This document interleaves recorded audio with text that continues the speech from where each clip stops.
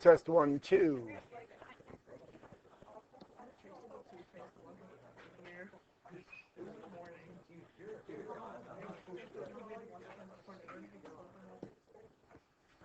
Okay, I think we're finally ready to go. All right, sorry for the delay. Haven't recorded in this system in a while, so I just had to refresh my memory.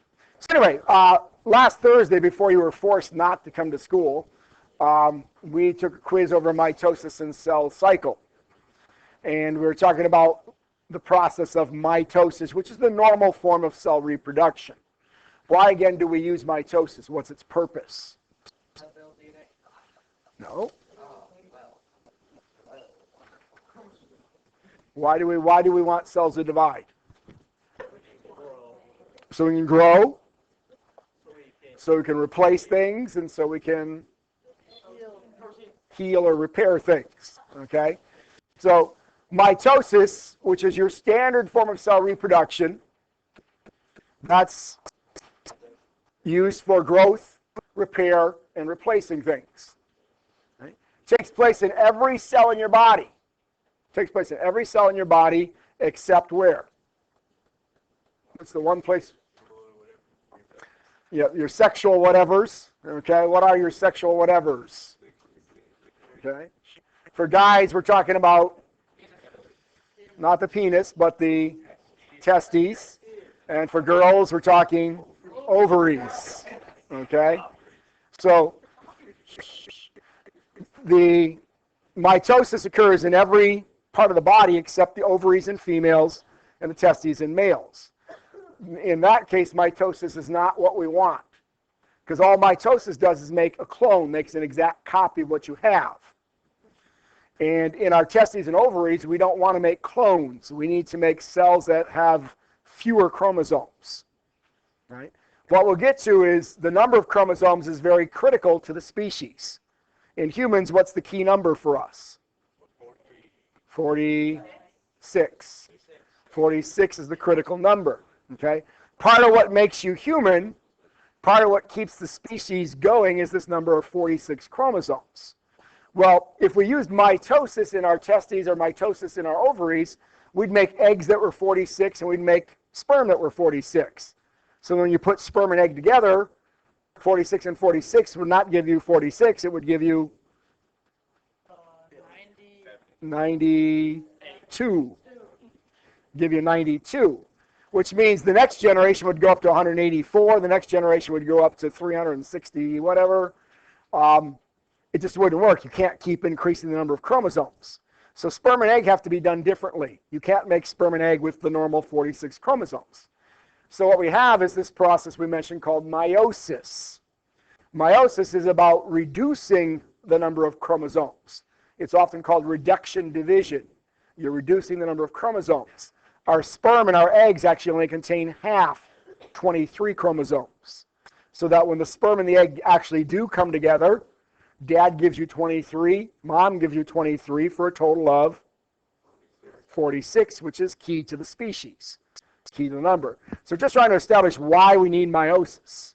We need meiosis in order to produce the sperm and the egg, so that when the sperm and the egg get together, you get the necessary 46 chromosomes that are required to be human. Otherwise, our chromosome numbers would keep doubling, and that would not be successful. Yes, sir. Names what? The processes? Usually the people who do the first work and do the discovery of the work. I don't know. I'm sure there's something within the Latin. I don't recall what it is. Okay. So, as with mitosis, I'm going to introduce you to 3 or 4 ideas that may not seem connected at first, but by tomorrow we will connect them. Okay. So let's start up here, right? So first of all, organisms, genes. We need to understand what a gene is for sure, because that's the stuff that's important as far as getting passed back and forth. Organisms have tens of thousands of genes that help determine their individual traits. Genes are segments of DNA, pieces of the DNA that code for a particular protein. Each gene codes for at least one protein. And again, you are protein. So if you have brown eyes, it's because you have a piece of DNA that tells you how to make brown protein. Whereas if you have blue eyes, your DNA gene is a little bit different, and it tells you how to make blue pigment, not brown pigment. We used to think the number of genes was related to how sophisticated and complicated you were, how complex you were.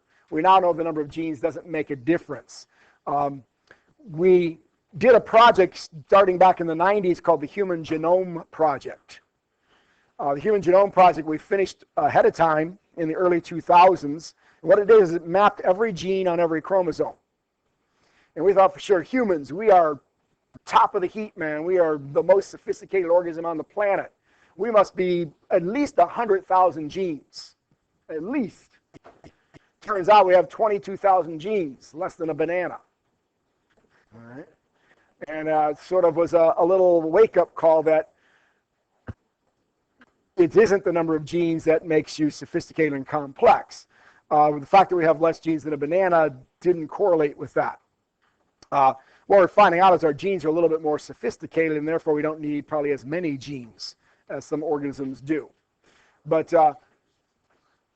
these genes do not exist floating free in the nucleus. The genes are actually part of the DNA. They're part of the chromosome. Right? Part of the DNA, part of the chromosome. And each chromosome carries about 1,000 genes.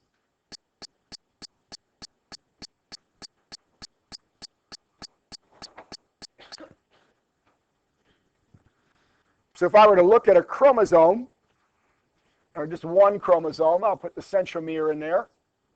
And there's my chromosome. On that chromosome, what they did in the Human Genome Project is they figured out where the genes were. And they marked where each gene was located along the chromosome. And what we know is those genes are the same on every person, the same location on every person. So say, for example, maybe this was the gene for eye color. I'll just call it E for eye color.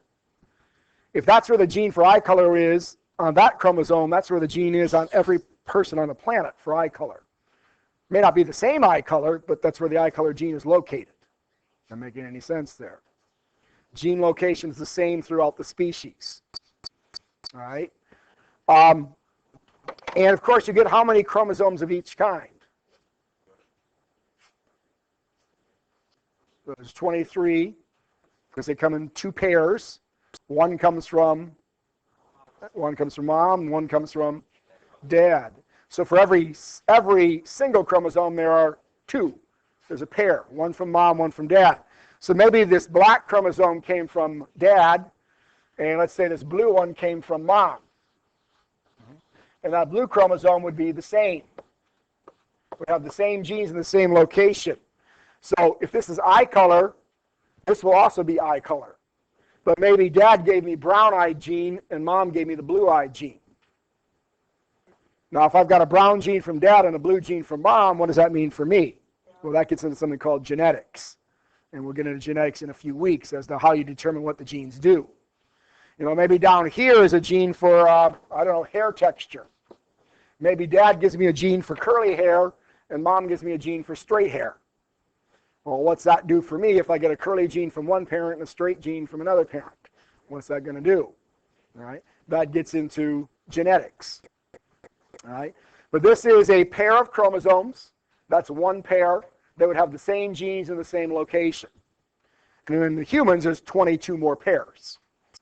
22 more pairs. And every pair, one's from mom, one's from dad. Each pair contains different genes. Each pair contains different genes. If this is where the eye color gene is and the hair texture gene is, that will not be found on any of the other 22 pairs. That's only on that pair. That's why it's important to get one of every chromosome when you do the dividing. All right? So that's part one. Again, it's going to be a little disconnected at first. So part one is there are genes built into the chromosomes. And those genes are in the same location for every member of the species. Now, in chromosomes, they're not readable right now because remember, chromosomes are very packed tightly around DNA around the histones. It's not readable. You're using that to keep it protected and from getting tangled. You have to wait till the DNA unwinds back into chromatin before you can actually read the genes, which is what happens during interphase. Second idea, there's something called diploid versus haploid. This terminology is necessary for seeing the difference between mitosis and meiosis. Right? You're going to see they're very similar. If you understood mitosis, understanding meiosis is not that difficult. Most of you, if you're caught on the mitosis, usually you'll catch on to meiosis pretty easily. These two terms are necessary for distinguishing between the two. Diploid has the prefix di in it. Di means two. So diploid means there's two sets of chromosomes. One set from your mom, one set from your dad. That's what's true about all the cells in your body except your sperm or your egg. Every cell in your body is diploid. Two sets, one set from mom, one set from dad. 23 from mom, 23 from dad, total of 46. Okay? Haploid is one set. Haploid is one set or half a set. And that only happens in the sperm or the egg. We're going to actually make sperm and eggs only get 23. They get one set of chromosomes, which is usually a mix of the ones you got from mom and dad. But you only get one gene for each trait. So in animal cells and most plants, chromosomes occur in pairs. And again, they occur in pairs because one typically comes from the mother and one typically comes from the father. That's why they're in pairs. Each parent gets to contribute half the genetic information. So a cell with two of each kind of chromosome is called a diploid cell. It's said to have the diploid or 2n number of chromosomes. Again, this is all the cells in your body except if you're a guy, the sperm, if you're a girl, the egg. Every other cell would be diploid. And what we mean by 2n is 2 times the number of chromosomes. So in humans, how many different chromosomes are there?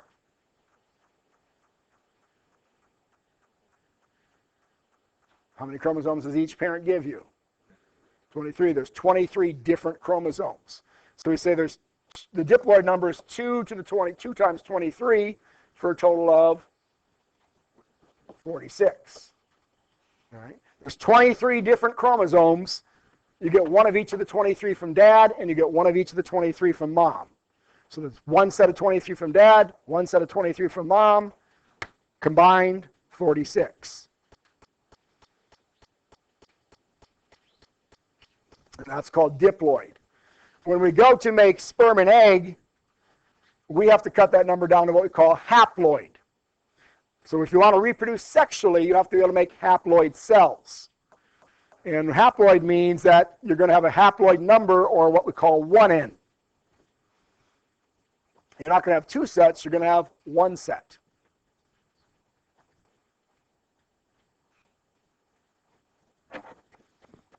So 1 times 23 means the cells are going to end up with 23, half the number of chromosomes. And that's the whole point of meiosis, is to make these cells that have half the number of chromosomes.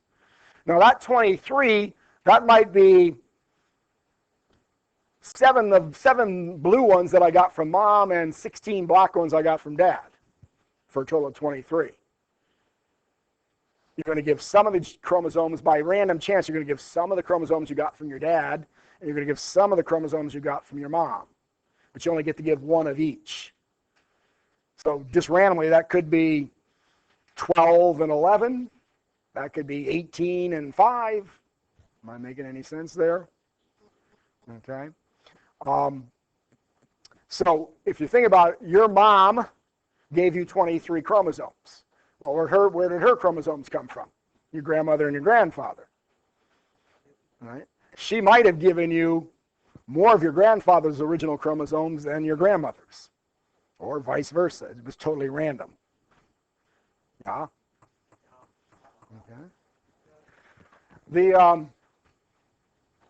So that's haploid diploid. Again, all this will connect shortly. So diploid's the normal number. That's the number we usually see in our cells. That's the 46. Haploid is only necessary and only found in the sperm and the egg, so that when they do meet, you go back to the original 46. This I referred to already. Each species of organisms contains a characteristic number of chromosomes. The chromosome number we now know does not relate to the complexity of the organism. It's not related to the complexity of the organism, which the word related I just noticed is misspelled. We used to think early on that the more genes you had, the more chromosomes you had, obviously the more sophisticated and complex you were. We now know that's not true. For example, you can see in the chart, as humans, we have 48 chromosomes. Dogs have 78. Does that mean dogs are twice as superior to us? No. Okay. This fern on there's got 1,000 and some. All right. It doesn't mean the fern is more complex. Okay. The number of chromosomes is critical to the species. This is one example. It's one of the primary things that keeps us from interbreeding.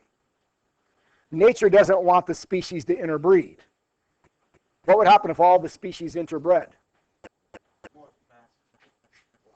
We'd eventually become one species. Now, what the heck we would look like, I have no clue. But we would eventually become one species. We'd lose the diversity. Okay? So there's lots of things nature has in place to keep species from interbreeding. We'll get into this a little bit later, but one of the things that keeps species from interbreeding is the number of chromosomes. Right? As a human, you can only successfully breed with another species that's also 46. And the only other ones we know that are 46 aren't even, there's other reasons you can't breed with them. Right? But I mean, even if you could breed with the family dog, it isn't going to work. Right? The dog has got gametes of 39, you've got gametes of 23. 39 and 23 don't add up to 46. It wouldn't work. All right? Even if you could breed with the frog in the pond, it's not going to work. Okay? The chromosome number doesn't match. It doesn't match at all. Okay? Even something very close like a chimpanzee. We don't make humanzees. They don't exist. Okay? The chromosome number, even though it's only 2 off, it still doesn't work. Now, there's other things that keep you from interbreeding. There's cultural and social things, of course, but other things biologically that keep you from interbreeding. If you don't breed at the same time of year, it doesn't work. If you're a fall breeder and the other organism is a spring breeder, the timing's not going to work. You got to know the right mating calls. You got to know the right courtship dances. We see that even in human culture. What's acceptable in American culture is not necessarily acceptable in other cultures. If you approach a woman the same way, say, in some Asian cultures that you approach them in the American culture, that could be offensive, and vice versa. So that helps keep things apart. Parts and pieces have to physically work together. Right? Odds of a Great Dane and a Chihuahua working, probably not very good. Just physically not, the components aren't going to fit together correctly. Okay? Excuse me. Mark it up.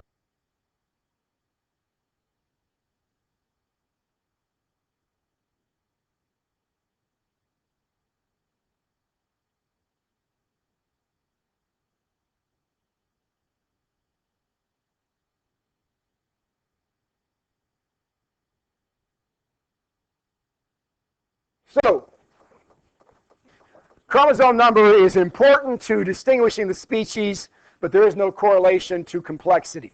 The more chromosomes or the fewer chromosomes you have doesn't necessarily mean anything in terms of your complexity. So moving to the next part, again, we're giving you bits and pieces here for a moment.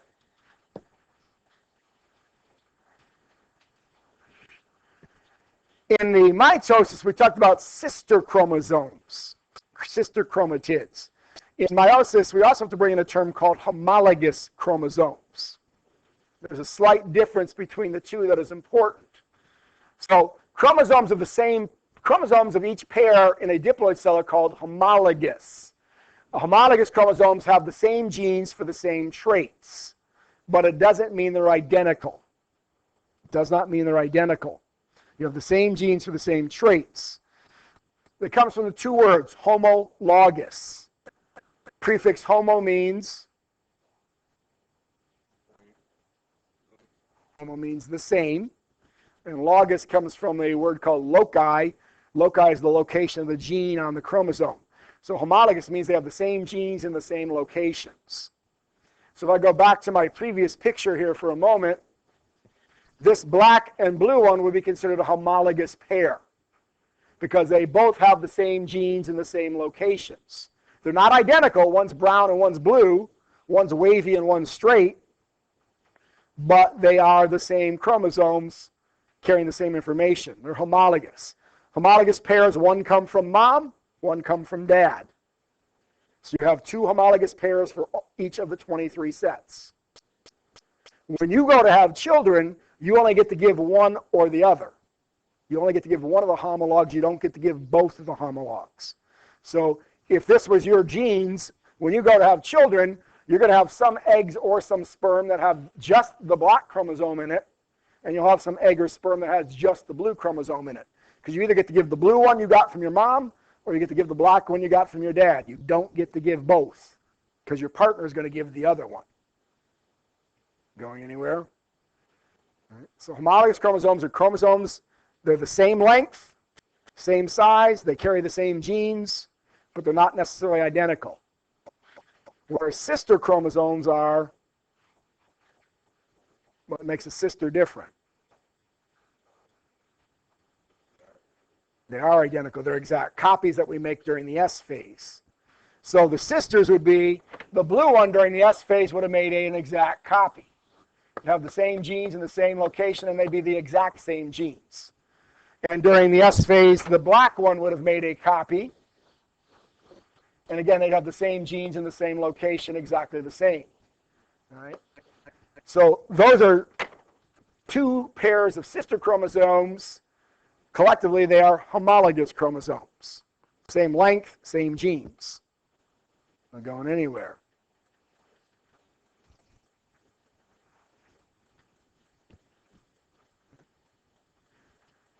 So this is sort of just restating what I said. Right? They're going to have the same genes in the same order, but since there are several possible genes for each one, doesn't mean they'll be identical. Yes, the eye color gene will be in the same place in the same spot, but one could be brown, one could be blue, one could be green. Yes, the hair texture gene will be in the same place, but there could be several different possibilities.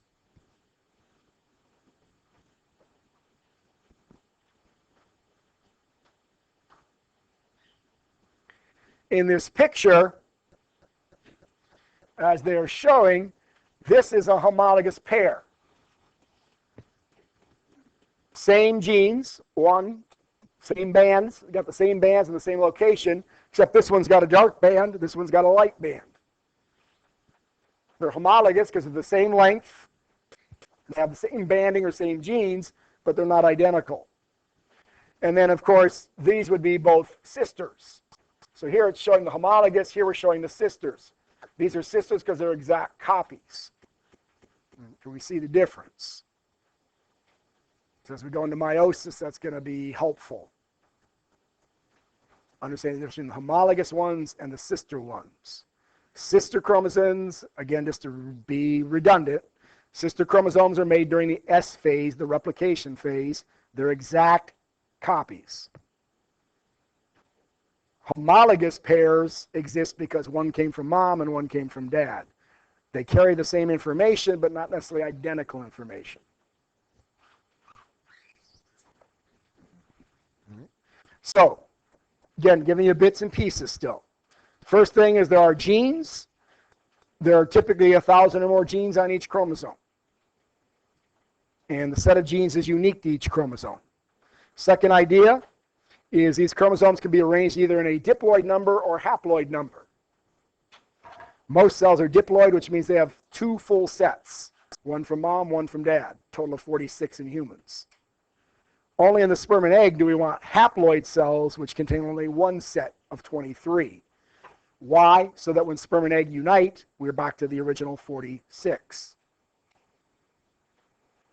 Third idea, homologous chromosomes exist because there's one from mom, one from dad. They carry the same information, not necessarily identical. That's sisters, which are made during the S phase. Fourth point, and then we'll try to put this together. All right. So why do we need meiosis? I've already sort of touched on this a little bit. Because if we try to use mitosis, we double the chromosomes. Every generation, the chromosome number would double. You can't work that way. You can't survive that way. You'd get too many chromosomes. You would have so much chromosomes, you wouldn't have any room to put anything. You just simply would run out of space.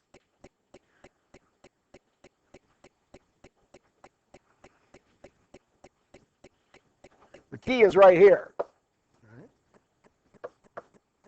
Meiosis allows us to produce sex cells that have half the number of chromosomes. That's the whole point. That's the whole purpose. The whole point, the whole purpose is to produce cells that have half the number of chromosomes. And that's only necessary in sperm and egg.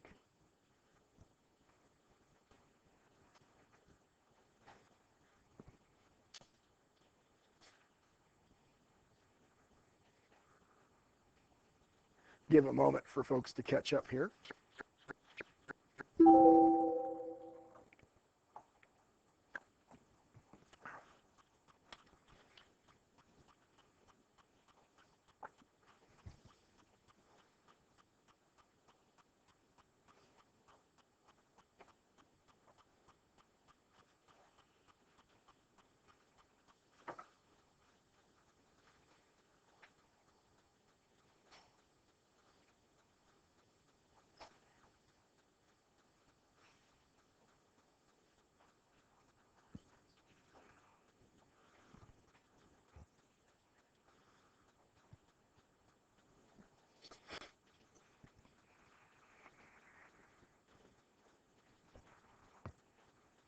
Okay, and that's the key point.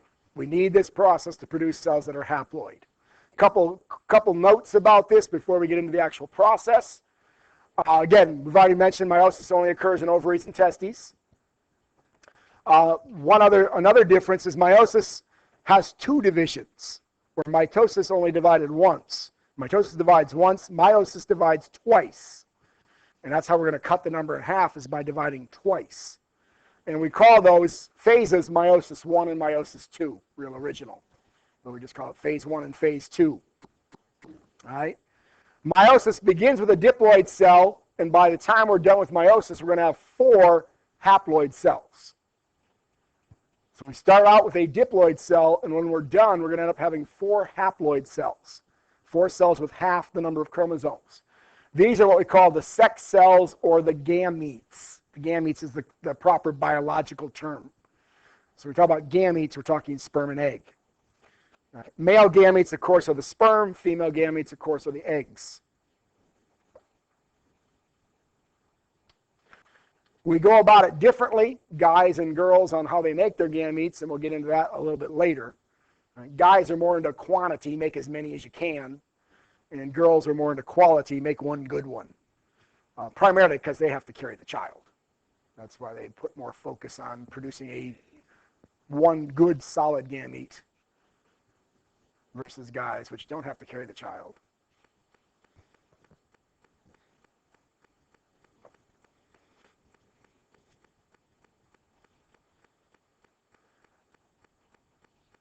When the sperm fertilizes an egg, at some point you get the sperm together with the egg, it fertilizes, and when the sperm and egg unite, that becomes something called a zygote. A zygote is a fertilized egg. Okay? And once you form a zygote, you're back to being diploid. You've just merged dad's set of 23 and mom's set of 23. Bingo. Now we're back to 2 sets of 23. We're back to a diploid cell. And in that zygote, we'll begin to divide using good old mitosis. And as the zygote divides the first 2-3 days, it forms embryonic stem cells.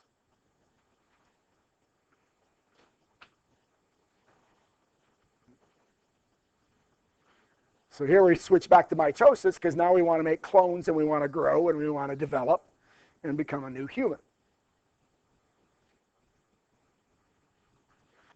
Now, if you're not sure how sperm gets together with eggs, we'll get into that a little bit later.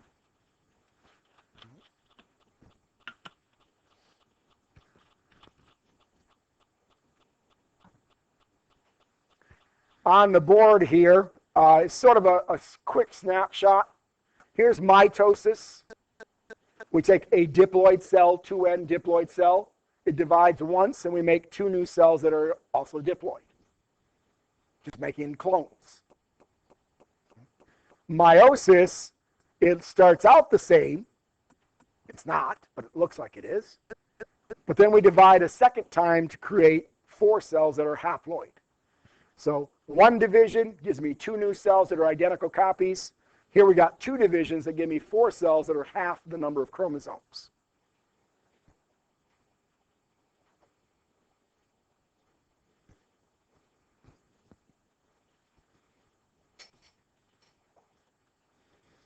Anything so far?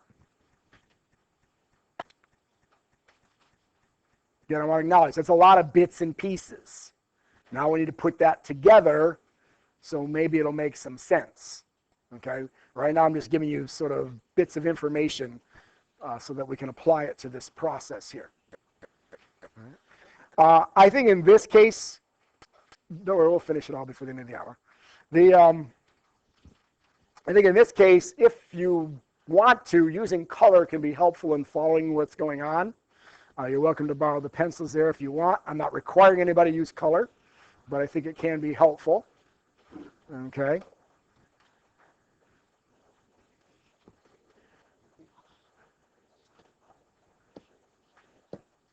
Much of this is going to be the same. It's the same mechanism. It's the same process with a couple of slight differences that have a big impact on the result. So if you understood mitosis, you're going to recognize most of this already. We're just going to have a few differences that have a big impact on the results. Okay? So here we go, prophase 1. All of this is the same. All of this is the same. The DNA is going to wind up in the chromosomes. The nuclear membrane is going to dissolve. The centriole is going to split in 2, and the spindle fibers are going to begin to form. Exactly the same thing we told you for prophase in mitosis. Except there's 2 divisions, so we call this prophase 1. We call it prophase 1 because there's 2 divisions. So if I draw that, it's going to look somewhat like mitosis. There's my nuclear membrane breaking up. Here's my centrioles dividing, and the formation of the spindle beginning to take place. My chromosomes, I'm going to have, I'll keep it simple, I'm going to do 4 chromosomes. All right. So I'm going to have a long red one, and let's say a long blue one. That would be a homologous pair. That's 1 homologous pair. And then I may have another homologous pair. Let's say I have a short green one and a short black one. So there's how many total chromosomes here? 4. The diploid number is 4. There's 2 long ones, 2 short ones. Okay? Now, prior to prophase, they would have gone through the S phase, and they would have each made a sister copy. They would have each made a sister copy, which means I'm going to have gone from 4 to how many? 8. I'm going from 4 to 8, because the red one will have made a sister copy. The blue one will have made a sister copy. The green one will have made a sister copy.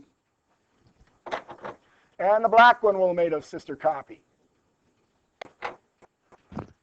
So I've gone from 4 to 8, just like in mitosis. I temporarily double the DNA. So far it doesn't look any different. Near the end of prophase, it starts to look a little bit different. So differences from mitosis. One of the things that's going to happen is each homologous sets of chromosomes are going to sort of wind up together into a group of 4 into something we call a tetrad. That's going to be the significant part. The homologs combine into a set of 4 called a tetrad. Tetra means 4. So in other words, this blue and red pair are going to become all twisted together into a group of 4, and this green and black pair is going to become all twisted together into a group of 4. That does not happen in mitosis. That does not happen in mitosis. This formation of a tetrad is critical to meiosis. When these chromosomes are all wrapped up into these tetrads, you have something else going on. I'm going to mention it today. I'm not going to explain it today. I will go through it tomorrow. But, and I'm talking about the next one I'm going to bring up. When they're all wrapped up together, they can have this thing going on called crossing over.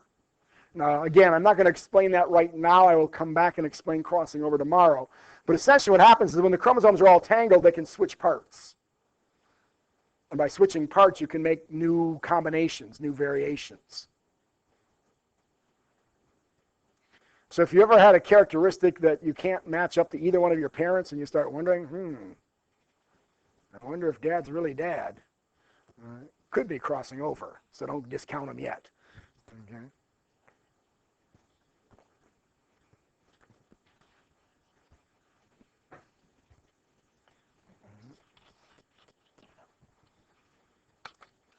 So again, what this is, I'll go in, it'll make more sense tomorrow. Right now, I'm just going to have you note it.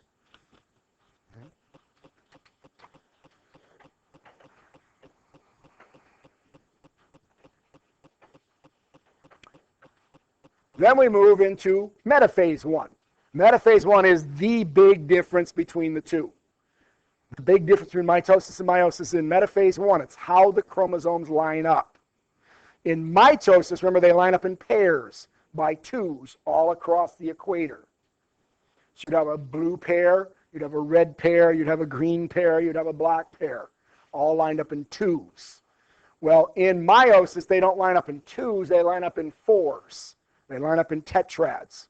And that's going to be the big difference you'll see. So metaphase 1, the tetrads line up at the equator. You're still going to have your centrioles still at the opposite ends. You still have your spindle fibers. Except for how they're lining up, yes. So in this case, you're going to have a blue pair on top of the red pair, or vice versa. It could be the red on top of the blue. And you're going to have the green pair on top of the black pair, or by random chance, it could be the other way around. So there they are. They're lined up in homologs, not pairs. They're lined up in 4s. And that's the big difference. Chromosomes line up in tetrads on top of each other, not in pairs next to each other. That's, you're going to see in a moment, makes a big difference on how they get divided.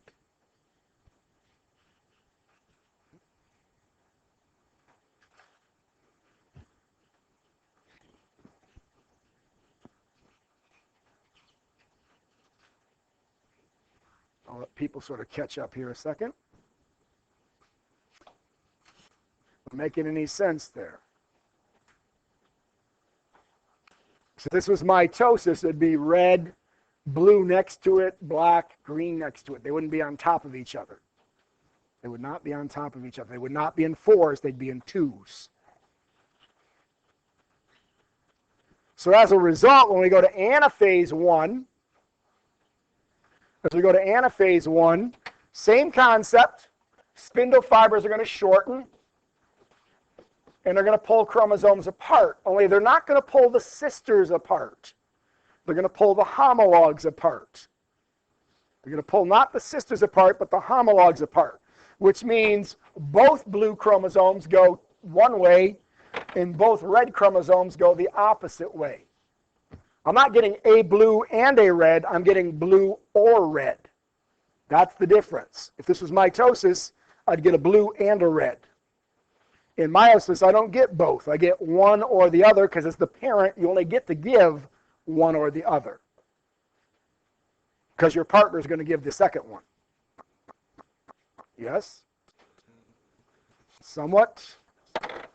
And the green will go this way, and the black will go this way. But again, the sisters are still attached. The sisters have not been pulled apart. All right? So the sister chromosomes do not separate in this phase. They're still hooked up with their sisters. They're still in pairs. The difference is now one end of the cell has only blue and green, and the other end of the cell only has red and black instead of one of each. Now, if they lined up differently, could I have gotten blue and black? Yeah. Could I have gotten red and green? Yes. If they had lined up differently, it's random. You have 23 pairs of chromosomes. The average person in the room can make about 8 billion different types of gametes. That's why the odds of you producing 2 children that are identical on 2 different occasions is next to impossible. Okay. The reason you don't look exactly like your brother or sister is because there's so many possible combinations. So then when we go to telophase, again, pretty much the same steps. Nucleus reappears, spindle fibers break down, all those types of things are happening. So the nucleus is reforming, centrioles become dormant, spindle fibers disappear. The difference is, in this cell I've got 2 blue and 2 green. And in this cell I've got 2 red and 2 black. I only have 2 types, not one of each. If this was mitosis, each one of those cells would have 1 blue, 1 red, 1 black, and 1 green. They don't each have 1 of each. One cell got both blues and both greens, and one cell got both reds and both blacks. We're starting to separate the genetic material. Oh, thank you. I made that correction earlier, but I had to start it back up. Thank you for catching that again. I don't know how I had that typo, but that's correct.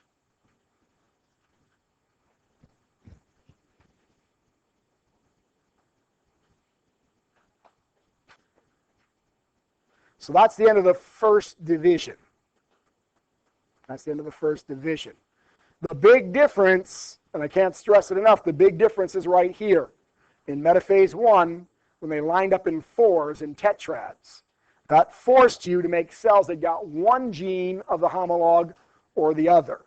In the case of the red-blue homologs, you got either the red or the blue. In the case of the green or the black homologs, you got either the green or the black. You did not get both. Phase 2 now is exactly like mitosis. Phase 2 is exactly like mitosis. So let's go there.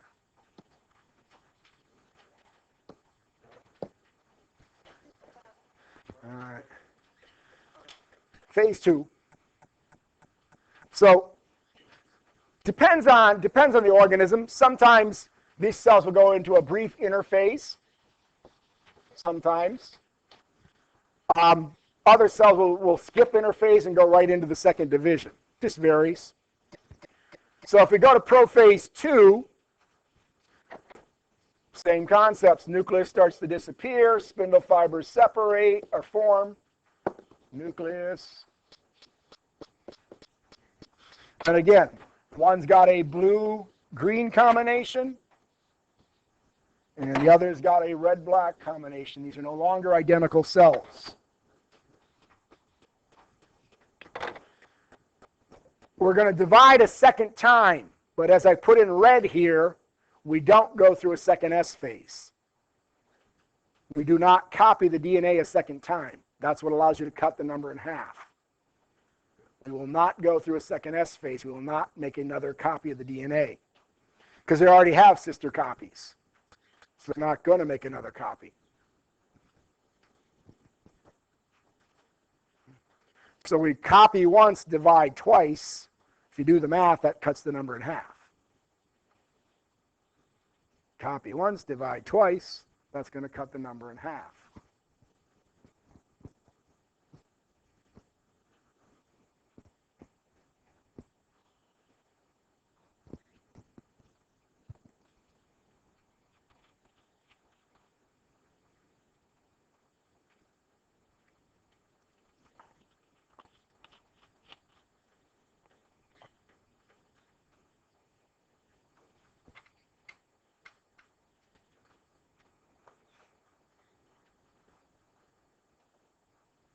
So then we go to metaphase 2.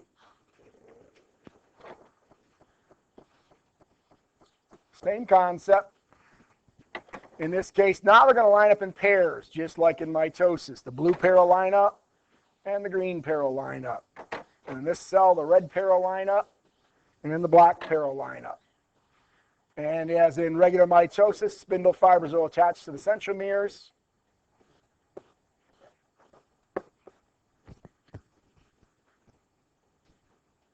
And we pretty much have what we have in mitosis.